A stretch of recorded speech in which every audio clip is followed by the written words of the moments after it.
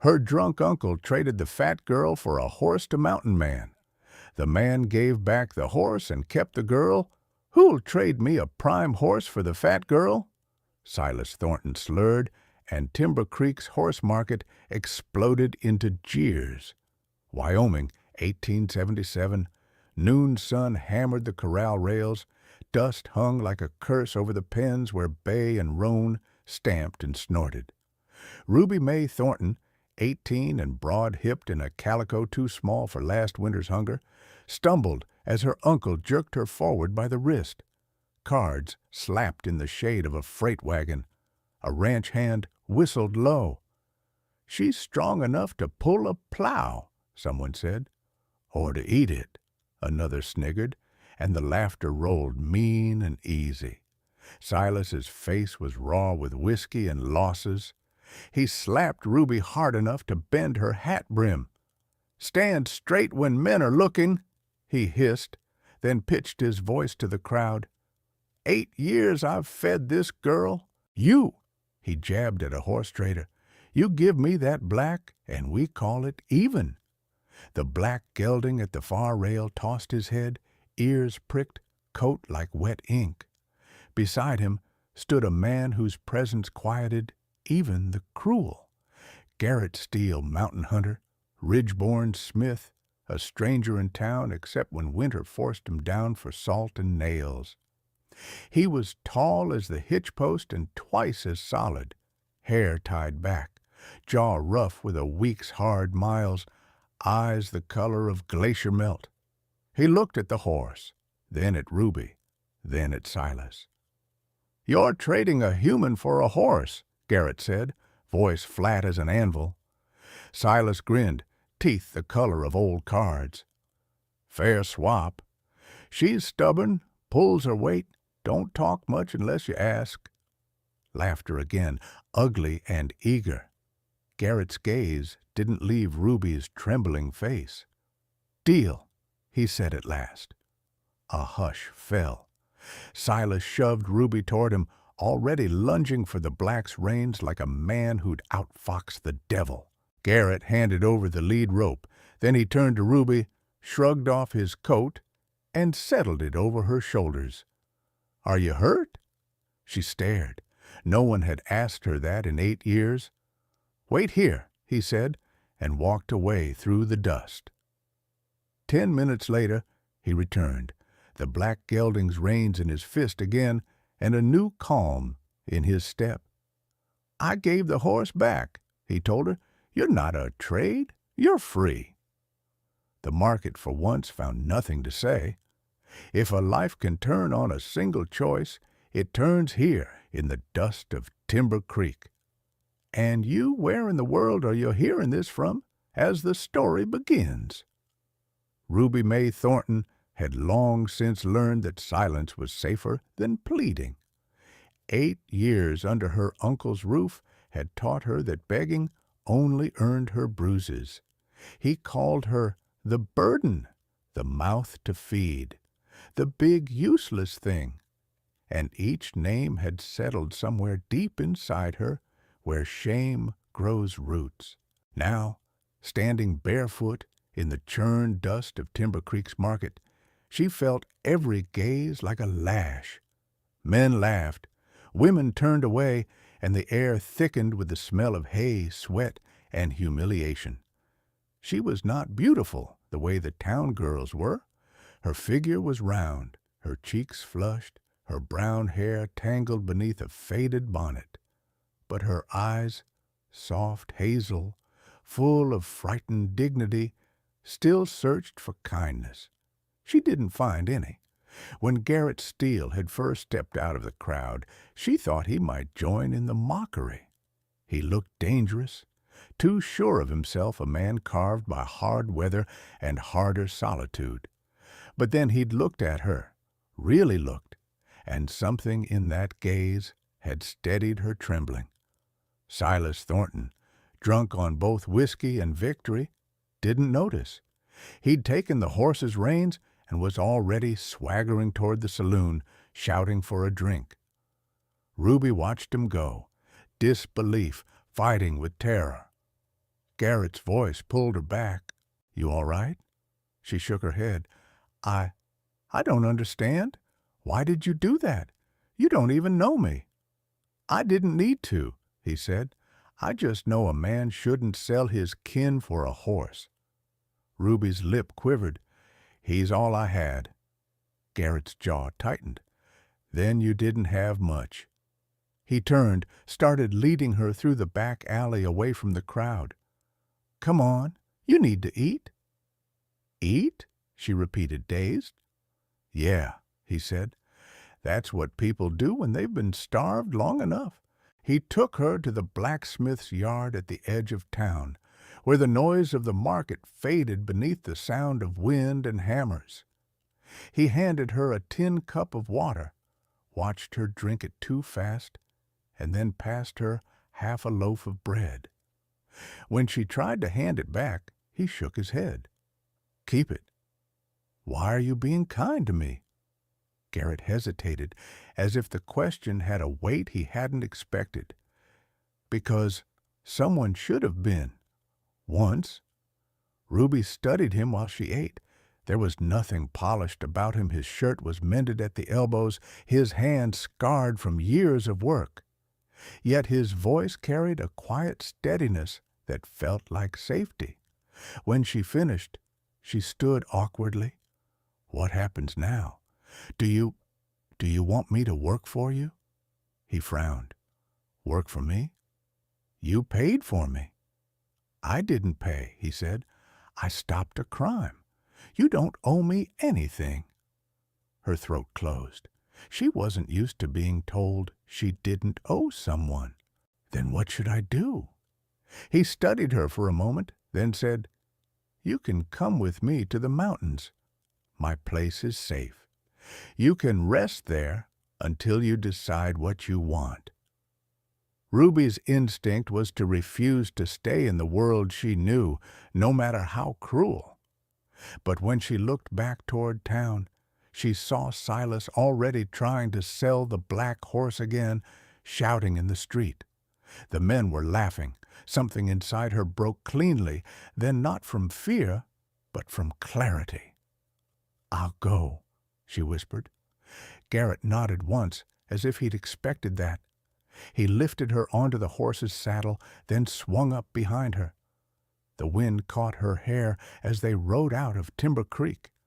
Behind her, the town's laughter faded, replaced by the rhythmic sound of hooves on dirt, a sound that, for the first time, didn't mean running away, but running toward.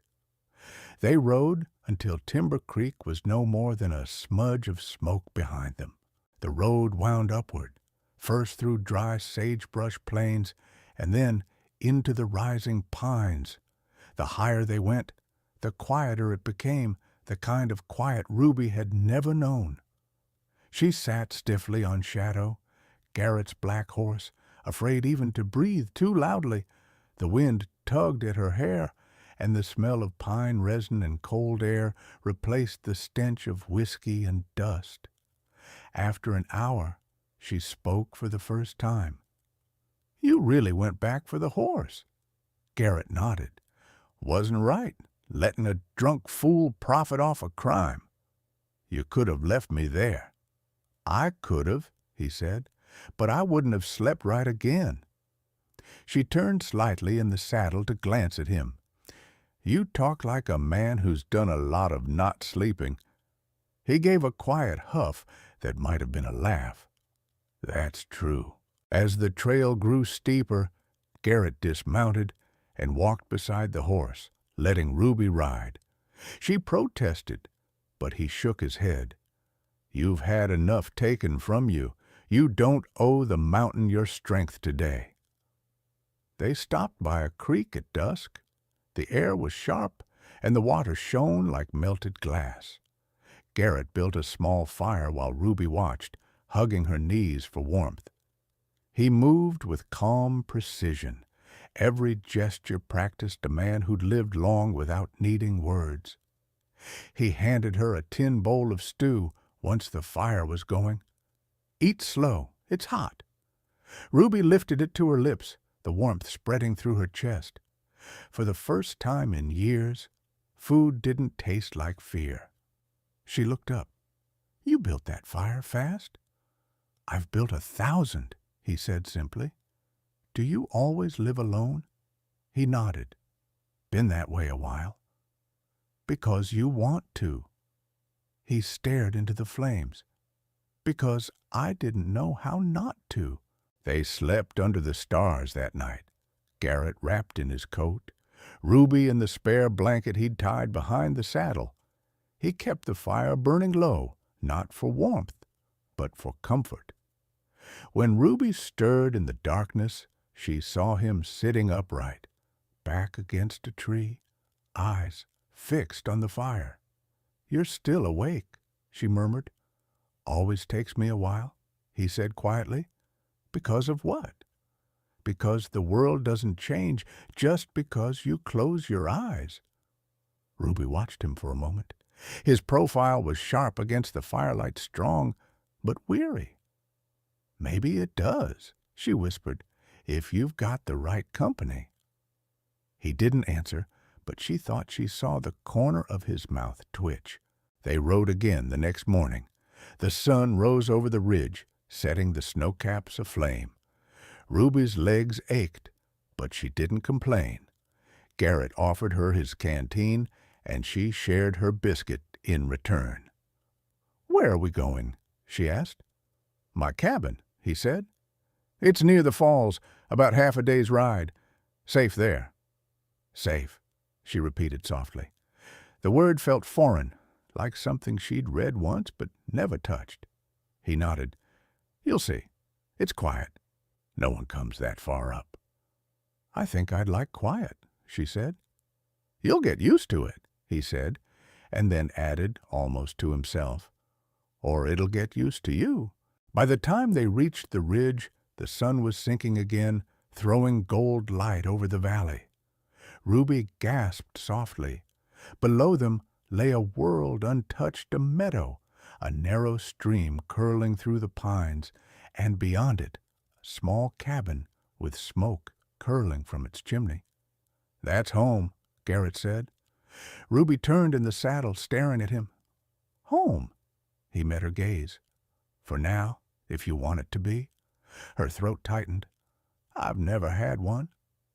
"Then it's about time," he said, urging the horse down the slope. As they rode toward the cabin, Ruby looked back one last time at the distant horizon where Timber Creek lay hidden in dust and cruelty. For the first time since childhood, she didn't feel small. The cabin sat in a hollow between two ridges, half hidden by tall pines and the silver rush of a nearby creek. It wasn't large, but it felt solid, built from rough-hewn logs, the kind that could hold through any storm.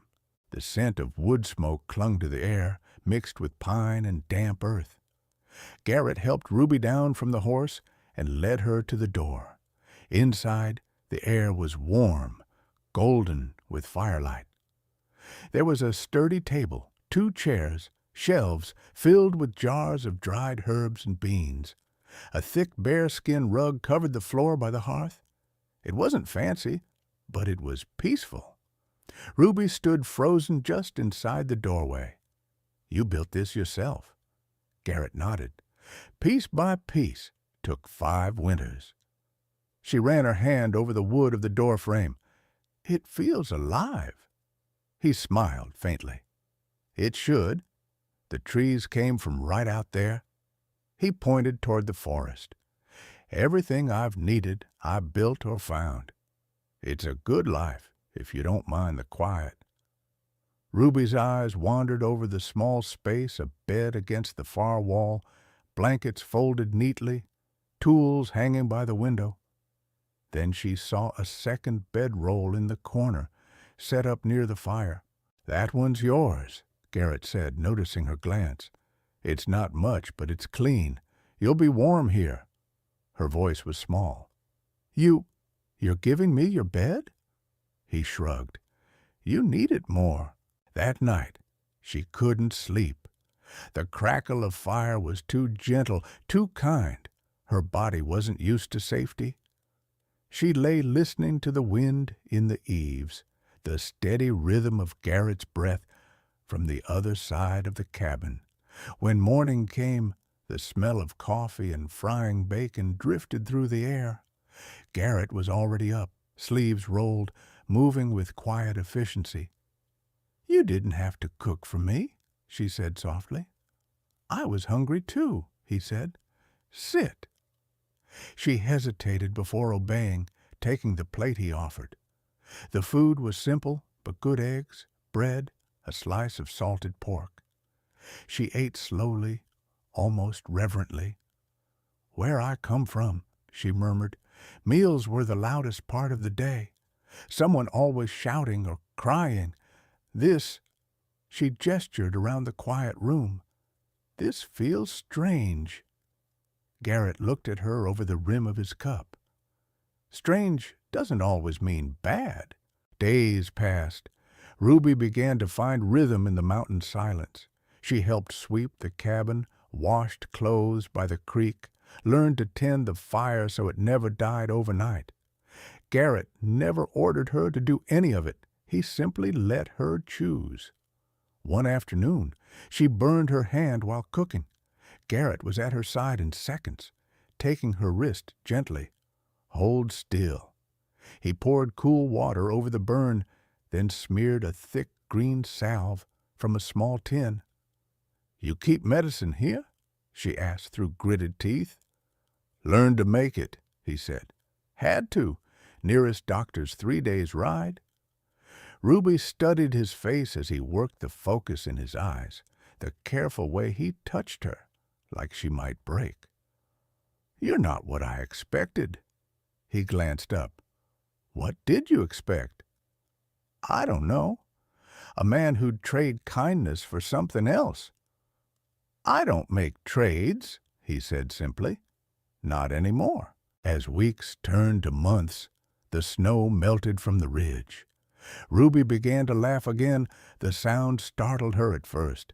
She'd forgotten how it felt. Garrett didn't laugh often, but when he did, it was quiet, low, and warm enough to melt the coldest evening. He taught her to ride Shadow properly, to shoot a rifle, to mend harness straps. She taught him to bake bread that didn't break teeth, and how to hum while working. One evening, while they sat on the porch watching the valley fade into blue dusk, Ruby said, "You could have left me anywhere. Why bring me here?" Garrett was silent for a long time. "Because this place keeps what's worth keeping, and I thought maybe you were worth that." Her breath caught. "No one's ever said that to me before." He turned to her, eyes soft. "Then I'll say it again." The wind sighed through the pines. For the first time in her life, Ruby didn't feel like a burden. She felt seen.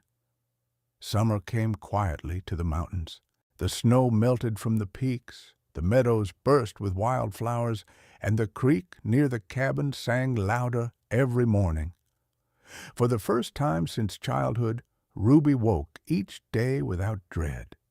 She was stronger now, her hands no longer shook, her cheeks held color, her laugh came easier. Garrett had grown used to her voice in the cabin, her humming while she kneaded bread, her quiet presence in the evenings when the firelight softened everything hard inside him. He didn't speak of what he felt mountain men rarely did, but it was there in every small act. The way he sharpened her knife for her, the way he left her a sprig of lavender on the table after hunting trips, the way he waited before blowing out the lamp each night just in case she wasn't ready for sleep.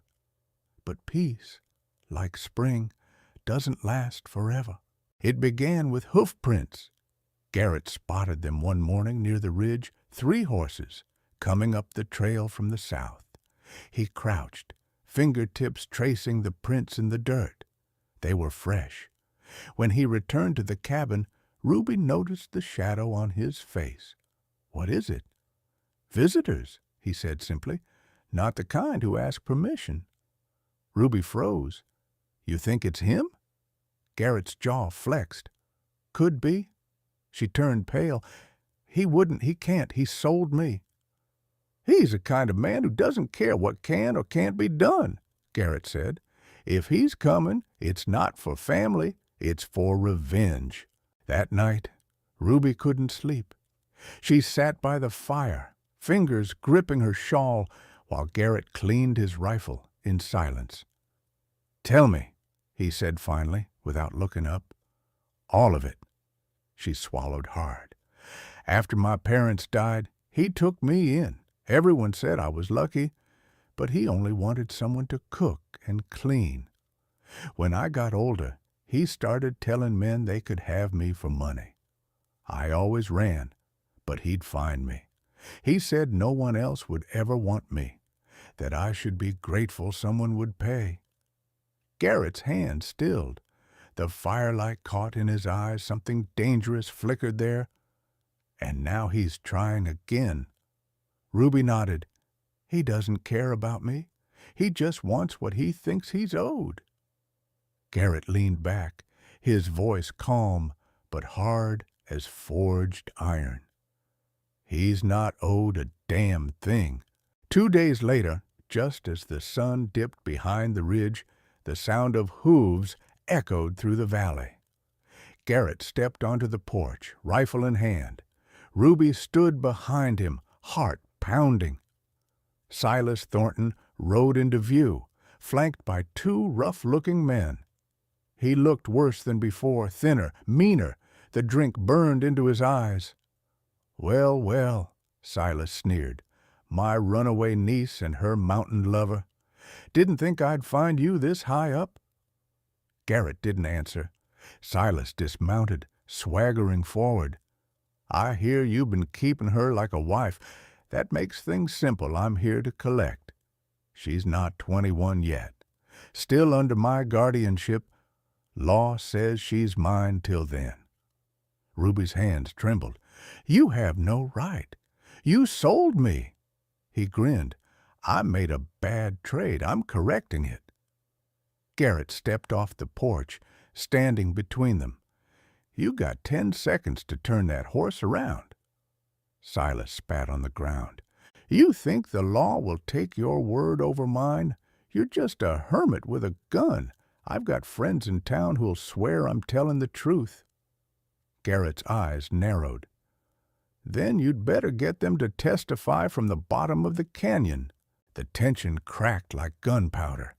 Silas reached for his revolver, but before the hammer could fall, Garrett's rifle barked. A bullet slammed into the dirt inches from Silas's boots. "Next one," Garrett said, voice calm as winter, "goes where you're standing." The men behind Silas shifted, uncertain. "Let's go, Silas," one muttered. "He ain't bluffing." But Silas wasn't ready to leave. "You think you can hide behind that gun forever? I'll be back, Steele, with papers, with men." Garrett didn't blink. "Then bring them. But next time you'll leave in a pine box." Silas glared at Ruby, a look full of hate and loss, then yanked his reins and rode off into the trees. The sound of hooves faded into the night. When the quiet returned, Ruby turned to Garrett, shaking. "He won't stop. He never does." Garrett stepped closer, placing a steady hand on her shoulder. "Then we make sure he can't touch you again." She looked up, eyes wet but fierce. "How?" He hesitated, then said softly, "We make it legal. We marry. If you're my wife, no man can claim you, not even him." Ruby blinked, breath catching. "You'd do that? For me?" His hand brushed her cheek. "For us." Outside, the wind carried the scent of coming rain, whispering through the pines like a warning or perhaps a blessing. The rain came with morning, heavy, cold, and relentless. It hammered the roof of the cabin and filled the valley with mist so thick Ruby could barely see the tree line. Garrett was already saddling the horses when she stepped onto the porch. Shawl clutched tight around her shoulders. "You're serious," she said quietly. He looked up, rain dripping from the brim of his hat. "If we ride hard, we can reach Pine Hollow by noon. Reverend Langley will marry us without questions." Her heart twisted between fear and hope. And if Silas gets there first? Then we'll finish this once and for all. He helped her onto Shadow, tightening the blanket around her legs. "Stay close behind me," he said. "Don't stop for anything." "I trust you," she whispered. They rode into the storm. The trail was a blur of gray trees and mud. Wind tore through the pines, bending them until they looked ready to break. Ruby's hands ached from gripping the saddle, but Garrett never slowed. She saw him glance back often, scanning the trail behind them, and when the faint echo of hoofbeats rose through the rain, she saw his jaw tighten. "He's coming," she breathed. "Let him," Garrett said. "He'll ride into hell before he takes you back." They burst from the forest just as the church steeple of Pine Hollow came into view, a small white shape against the storm-dark hills. Garrett jumped off his horse and helped Ruby down, his hand steady even as thunder rolled overhead. They ran through the rain, boots splashing mud, and pushed open the church doors. Inside, Reverend Langley looked up in surprise from his Bible. "Garrett Steele," he said slowly, "this is unexpected." "I need you to marry us," Garrett said. "Now." The Reverend blinked. "There are forms." Garrett dropped his gun belt onto the pew, then skipped them. Something in his tone, a quiet desperation beneath the steel, made the old man nod. "Very well. Come here, both of you." Ruby's heart pounded as Garrett took her trembling hands. His voice, when he repeated the vows, was rough and certain, like a promise made to the mountain itself. When it came time for her to speak, she could barely find breath. But when she looked into his eyes, the words came. "I do." The Reverend smiled faintly. "By the power vested in me, I pronounce you." The church doors exploded open. Silas stood in the doorway, soaked, gun drawn, eyes blazing. "You think you can steal her from me?" he roared. Garrett stepped forward, shielding Ruby with his body. "You sold her, Silas, and now you're trespassing on my life." "Your life?" Silas spat. "She's mine by blood." Garrett's voice dropped to a deadly calm. "Then blood's what you'll pay." Silas fired first. The bullet shattered a wooden pew, sending splinters across the aisle. Garrett moved faster than Ruby thought possible. The crack of his rifle drowned the thunder. Silas staggered backward, gun slipping from his hand, and fell into the doorway, rain spilling around him like smoke. Garrett didn't move for a long moment. Then he lowered his rifle and looked at Ruby. "It's done." She shook, unable to speak. He crossed the space between them in 2 strides, pulling her into his arms. She pressed her face against his chest, feeling his heartbeat steady, alive. Outside, the storm began to fade. The Reverend approached quietly. "I suppose the ceremony is complete," he said softly. "You may go in peace." Garrett gave a nod of gratitude, then looked down at Ruby. "You're free now, Ruby. Truly free." She lifted her face, wet with rain and tears. "No," she whispered. "We're free." They rode home under clearing skies, the earth washed clean. The cabin waited for them, warm, safe, theirs. Garrett lifted her from the horse, setting her gently on the porch. "You're home?" he said simply. Ruby smiled through her tears. "It's our home now." Garrett brushed his thumb across her cheek, then kissed her slow, deep, unhurried. Outside, the last of the storm broke into sunlight, spilling gold across the wet earth. Winter returned to the mountains, but it was no longer cruel. Snow blanketed the cabin roof in soft silence, and smoke from the chimney curled upward like a prayer. Inside, warmth glowed from the fire, and the faint scent of stew drifted through the air. Ruby sat near the hearth, her belly round beneath a woolen dress. One hand rested gently atop the life stirring inside her.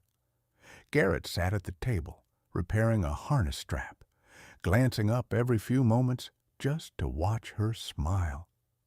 "You're staring again," she teased softly.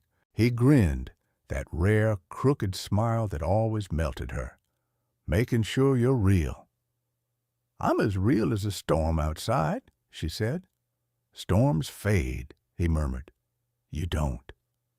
She laughed quietly, reaching for the wooden spoon to stir the pot. The baby kicked, and she gasped in delight. Garrett was beside her in an instant, his large, rough hand replacing hers. "That's our son," he said with quiet pride. "Or daughter," Ruby countered. He nodded. "Either way, strong as the mountain." After supper, they sat together by the fire. Ruby leaned against him, listening to the wind hum through the pines. Outside, the world was white and vast, but in this small cabin there was warmth, light, and belonging. She thought back to the girl she once was, barefoot in the dust of Timber Creek, treated like a burden, a trade, a thing. That girl had vanished the day Garrett Steele stepped out of the crowd and saw her not as a body, but as a person. Now she belonged nowhere else but here, not as someone rescued, but as someone loved. "Do you ever think about that day?" she asked quietly. "Every time I saddle a horse," Garrett said. "Every time I look at you." She smiled. "You gave up a good horse that day."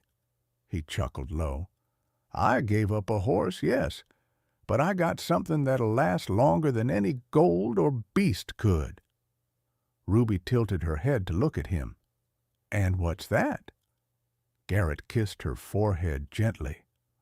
"A reason to live." Outside, snowflakes began to fall again, slow, soft, endless. The world was quiet, except for the fire's steady crackle. Ruby closed her eyes and whispered, "Do you think we've finally earned peace?"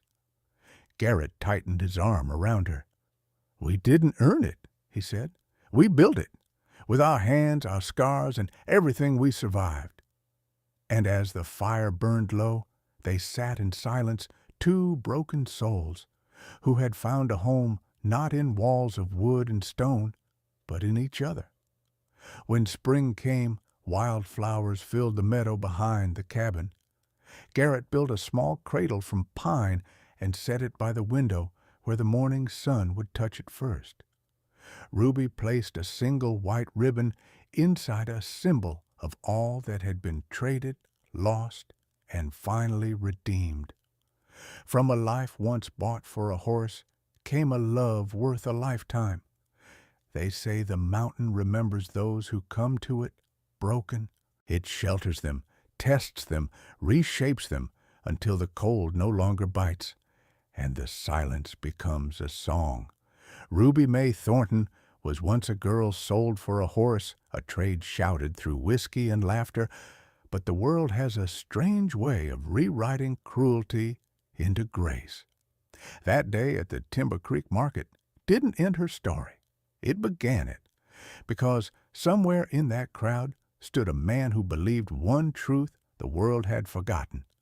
No one is a burden if they are loved right.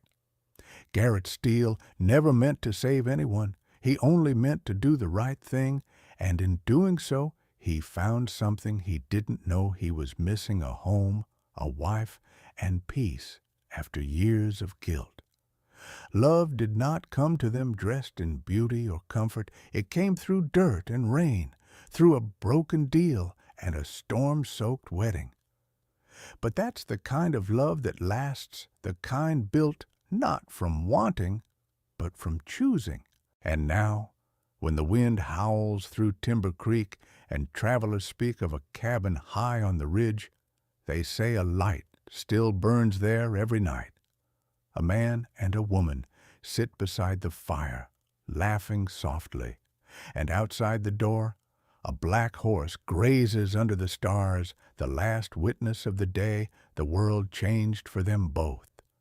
Because sometimes the cruelest trade leads to the most precious gift, and sometimes the mountain keeps what is worth keeping. If you're still here, tell me, do you believe people like Ruby and Garrett can still find each other in a world like ours? Or maybe you already have. Wherever you're listening from tonight, the city, the plains, or somewhere under your own quiet mountain, remember this. The world will always try to measure your worth, but the right person will never let it.